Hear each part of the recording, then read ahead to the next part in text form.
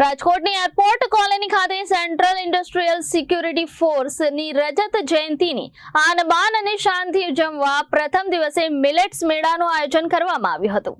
જુવાર, બાજરી, રાગી, રાજગરો વગેરે જેવા જાડા ધાનને અંગ્રેજીમાં મિલેટ્સ તરીકે ઓળખવામાં આવે છે। આ મેળામાં વિવિધ સ્ટોલ્સ દ્વારા મિલેટ્સ અને પ્રાકૃતિક કૃષિના માધ્યમથી બનતી ભાખરી, કુકીઝ, મધ, તેલ, સિંગતેલ, મસાલા ધૂપ તેમજ શેમ્પૂ સહિતની વસ્તુઓનું પ્રદર્શનમાં મૂકવામાં આવી હતી। આ તકે CIFના રિઝર્વ ઇન્સ્પેક્ટર શ્રી મહેશભાઈ કુંવરે જણાવ્યું હતું કે વડાપ્રધાન શ્રી નરેન્દ્રભાઈ મોદીના પ્રયાસોના લીધે વર્ષ 2023ને આંતરરાષ્ટ્રીય મિલેટ્સ વર્ષ તરીકે ઘોષિત કરાયું હતું।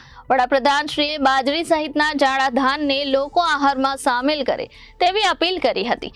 ભારતમાં પ્રાચીન સમયથી ઉપયોગમાં લેવાતા જુવાર, બાજરી, રાજગરો, રાગી જેવા પૌષ્ટિક જાડા ધાનનું મહત્વ દુનિયાએ જાણ્યું છે અને સ્વીકાર્યું છે। વધુમાં શ્રી મહેશભાઈએ જણાવ્યું હતું કે હાલના ઝડપી યુગમાં યુવાઓ, બાળકો અને વડીલોમાં પણ જંક ફૂડનું સેવન વધી રહ્યું છે। આવા સમયે તન, મન અને ધનને સુરક્ષિત રાખવા ભારતના પ્રાચીન અને પૌષ્ટિક ખાદ્ય પદાર્થો ઉપયોગમાં લેવા માટે મિલેટ્સ મેળા ઉપયોગી નીવડે છે।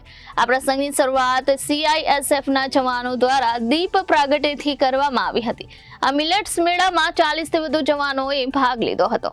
Bureau report, Janadesh news, Rajkot.